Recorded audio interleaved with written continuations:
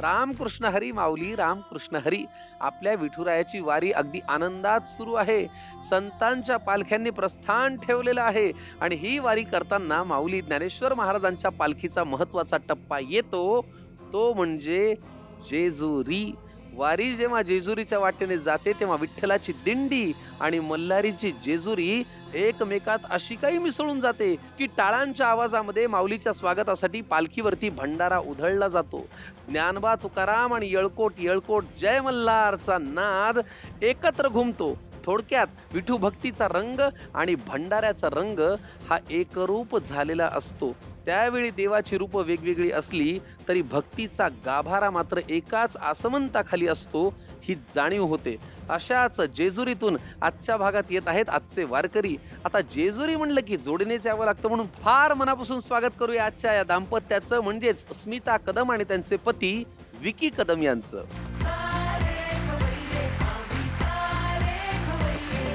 नमस्कार, खूप मनापासून तुम्हा दोघांचं स्वागत. कसे आहात तुम्ही दोघेही? मस्त. कारण वारीमध्ये माऊलींची पालखी आणि खंडेरायांची जेजुरी हे सगळं एकजीव होतं, एकरूप होतं आणि भंडारा उधळला जातो, बरोबर? काय सांगाल सगळ्यात आधी या सोहळ्याविषयी? आमच्या इथे जेजुरी जेव्हा पालखी येते ज्ञानेश्वरांची, तेव्हा आमच्या सर्व गावकऱ्यांकडून आणि देवसंस्थान ट्रस्टी यांच्याकडून भंडाऱ्याची जोरदार उधळण केली जाते. फुलांचा वर्षाव केला जातो. खूप स्वागत केलं जातं मोठ्या प्रमाणात पालखीचं. आणि त्यानंतर पालखी जेव्हा मुक्काम करते आमच्या जेजुरीत, त्याच्यानंतर आमच्या पद्धतीने सर्व गावकरी हे आपापल्या पद्धतीने सेवा करायचा प्रयत्न करत असतात. फार छान. हे फार बोलत नाहीत का तुमचे? शांत आहे सध्या, लग्न झाल्यापासून शांत झाले. आता काय बोलणार याच्या पलीकडे? घरोघरी मातीच्या चुली. बरं, तुम्ही जेजुरीमध्ये राहता आणि तिथे तुम्ही काय करता? जेजुरीमध्ये मी मंदिरात पुजारी आहे. अरे वा. आणि आमचा म्हणजे पारंपरिक व्यवसाय हा जागरण गोंधळाचा आहे त्याचा. वा वा वा. मल्हारांच्या मंदिरामध्ये तुम्ही पुजारी आहात. म्हणजे ज्या मल्हारांच्या पायदळीचा भंडारा जरी आमच्या अंगावरती पडला, आमच्या माथी लागला, तर आमचं भाग्य असं आपण म्हणतो. आणि त्यांच्या पायाची तुम्ही सेवा करता, तुम्ही तिथे पुजारी आहात. किती वर्षांपासून तुमच्याकडे परंपरा आहे? हे आमचं शिवाजी महाराजांच्या काळापासून आम्हाला दिलेले मान हक्क हे आमचे आहेत, ते आतापर्यंत तिथे. किती छान. काय अभिमान आहे आणि काय आनंद आहे आणि काय वारसा आहे. म्हणजे आपल्याला आजोबांची इस्टेट मिळाली तर आपण लाले लाल होतो. ही तर भक्तीचा, हा तो भक्तीचा आणि सेवेचा हो की नाही. आणि तुम्ही यांच्या घरात कधी आलात? मी यांच्या घरात 2017 मध्ये आमचं लग्न झालंय. विसरली. कमाल झाली. बरं, उलट होतं नेहमी उलट होतं की पतिदेव विसरतात, पत्नीला मी विसरले. मला यावेळेस आठवण आहे. स्मिता ताई घरात सुद्धा असेच असतात का? खूप. म्हणजे तुम्ही शांत आहात म्हणून तेवढं बोलतात का? त्या माझ्या बडबडीमुळे ते शांत आहे. अच्छा, छान छान. पहिला करायचं बडबड, पण आता शांत झालं. मी पहिले करायचो बडबड घरी, आता फक्त कार्यक्रमात बडबड. आता घरी मी शांत झालो. मग आता मला सांगा, एवढा वारीचा सण चालू आहे, एवढ्या सगळ्या धामधुमीत सुद्धा तुम्हाला या कार्यक्रमात यावं असं का बरं वाटलं असेल कडे? आम्हाला म्हणजे जगाला कळून द्यायचंय की आमच्या जेजुरीमध्ये नक्की काय केलं जातं, वारकऱ्यांचं स्वागत कसं केलं जातं, त्यांची सेवा कशा प्रकारे केली जाते, हे दाखवण्यासाठी आम्हाला हा मंच मिळालाय. त्या मंचाद्वारे आम्हाला दाखवायचंय. किती छान. वा वा. तुम्ही म्हणालात की तुमच्याकडे जागरण गोंधळाची परंपरा आहे. मग आज तुम्ही इथे आलेले आहात बुवा, आम्हाला काहीतरी तुम्ही ऐकवलं तर आम्हाला फार आनंद होईल. कारण तुमचा सूर म्हणजे आसमंत छेदणारा आणि गगनाला भिडणारा असा सूर असेल. काहीतरी ऐकवा ना. अगडदुम नगारा सोन्याची जेजुरी, देव गेले जेजुरा निळा घोडा, पावमे तोडा कमरी कर गुटा, बेंबीर मस्तकी तुरा,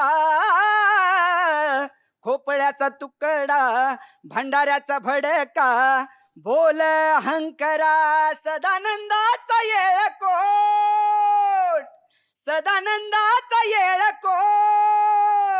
जय देव जय देव जय देव जय देव जय देव जय शिव मार्तंडा, हरिमर्दन मल्हारी तुझी प्रचंडा, सदानंदाचा येळकोट. फारच छान. बापरे, तुम्ही आजच्या भागाची एवढी छान सुरुवात केलीत.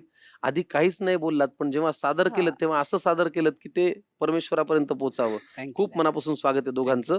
चला स्वयंपाकघरात जाऊया. या स्वयंपाकघरात या दाम्पत्याचं स्वागत आहे. आपल्याला तर स्वयंपाक करायचा आहे. कशी चव यांच्या हाताला? खूप छान. किती वर्ष तुम्ही यांच्या हातचं अन्न खाताय? 9 वर्ष. पहिले खात नव्हते खूप जास्त, बाहेरचं खूप आवडायचं, आता खायला लागलेत घरात. पहिले घरात खात नव्हते? नाही, खूप रेअरली खायचे, का? आता खातात. त्यांना आवडत नव्हतं माझ्या हातचं. हा, चला मग आज कुठला पदार्थ करायचा आहे वहिनी? आज आपण करणार आहे वांग्याचं कालवण. जेजुरीचं हे दाम्पत्य आपल्यासाठी करणार आहे वांग्याचं कालवण.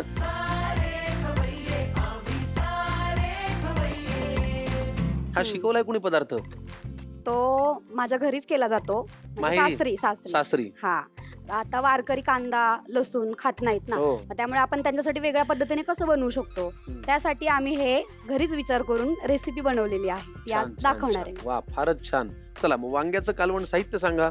वांगी, सुकं खोबरं, शेंगदाण्याचं कूट, आलं, घरचा मसाला, तूप, चिरलेली कोथिंबीर, कढीपत्ता, धने, जिरे, तीळ, मोहरी, धना पावडर, जिरा पावडर, गरम मसाला, मिरची पावडर, हळद आणि मीठ. चला कृती करूया स्मिताताई. पहिल्यांदा काय करायचंय? खोबरं भाजायचं. बरं, मग पॅन लागेल ना? हो, पॅन. ठीक आहे. ह्याच्यात काय घालायचंय? आता आपण त्याच्यात थोडंसं तेल टाकू. बस. एवढं पुरे? हो, बस. आपल्याला फक्त मसाला थोडासा भाजून घ्यायचा. बरं, ठीक आहे. त्यात आपण सुकं खोबरं टाकणार. तुम्ही कधी वारीला गेलात? वारीला म्हणजे असं केलंय, पुण्यामधून जेजुरी किंवा सासवडमधून जेजुरी, असे पूर्ण वारी नाही. पूर्ण वारी नाही केली, पण पांडुरंगाला म्हणजे दर्शनाला कधी गेला हो, असाल ना? भरपूर वेळा. तुम्ही हो स्मिताताई?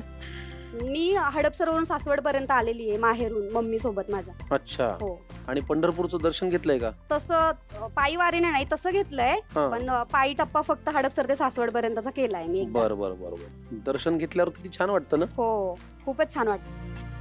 खोबऱ्याबरोबर काय घालायचंय? खोबऱ्याबरोबर आपण आता धने घालू, घाला. तीळ टाकून घेऊ. बस. काढून घ्यायचं. काढून घ्यायचं. गॅस बंद करू. हो.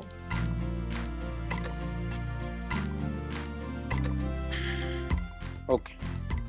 हे आपण आता मिश्रण भाजून घेतलं. हो. त्याच्यात काय घालूया? आलं टाकू थोडंसं आपण त्याच्यामध्ये, घ्या. आणि थोडी कोथिंबीर. त्यांना माहितीये पण आलं काय आणि कोथिंबीर काय. ते मदत करतात ते आता दाखवायसाठी. घरी करत नाहीत ना, त्याच्यामुळे. चांगलंय. हे काय आता वाटून घ्यायचं? हो, वाटून घेऊ. ओबड धोबड. हो. बर, त्याआधी मला सांगा, वारकरी लाखोच्या संख्येने जेजुरीमध्ये येतात, तिथले नागरिक स्वागत करतात, एक कसं चैतन्यमय वातावरण असतं, तुम्ही काय काय अनुभवता? गजबजलेली, अख्खी जेजुरीच गजबजलेली असते. जिकडे बघावं तिकडे गर्दी असते. सोहळा असल्यासारखं काहीतरी जेजुरी त्यावेळेस वातावरण असतं. बरं, पालखी किंवा वारी वरती येते मंदिरात दर्शनाला? नाही, मंदिरामध्ये नाही. नाहीत, पण वारकरी सर्व येतात. सगळे मनोभावे रात्रभर चालू खंडेरायाचं असतं. दर्शन करतात. म्हणजे पहाटेपासून पहाटे 3-4 वाजताच मंदिर उघडतात, हा. कारण की गर्दी भरपूर असते. हो, एवढ्या हो. लोकांचं दर्शन पण होणे असतं. काय श्रद्धा आहे ना, निस्वार्थी भावनेने चालत हो, राहायचं, चालत राहायचं. त्यात वरती चढून खंडेरायाचं यायचं, वरती चढून यायचं, दर्शनाला. खंडेरायाचं दर्शन घ्यायचं आणि घ्यायचं. पुन्हा वारीला लागायचं. हो. तिथे येऊन तिथून जुन्या गडावरती पण जातात. कडे पठारी. कडेपठार म्हणजे जे जुना आपण रेग्युलर दर्शन करतो जेजुरीमध्ये, तिथून 3 किलोमीटर अंतरावरती जुनागड आहे, म्हणजे अच्छा. मेन खंडोबा, अच्छा. मेन देवस्थान. त्याला काय 3 कडेपठार म्हणतात? कडेपठार कडेपठार म्हणतात. म्हणतात. अच्छा. जुनं मंदिर ते. बर, आणि हे तिथेही नवीन. जातात तिथेही वारकरी जातात. हम्म. आणि मग भरपूर पुन्हा संख्या. वारीला त्या लागतात. गडाला 9 लाख पायऱ्या आहेत असं म्हटलं जातं. हा. ते त्या चढून वारकरी जातात तिथेही दर्शनाला, पठारी, कडे पठारी. अच्छा. हम्म. काय श्रद्धा आहे, काय सोहळा आहे. वा.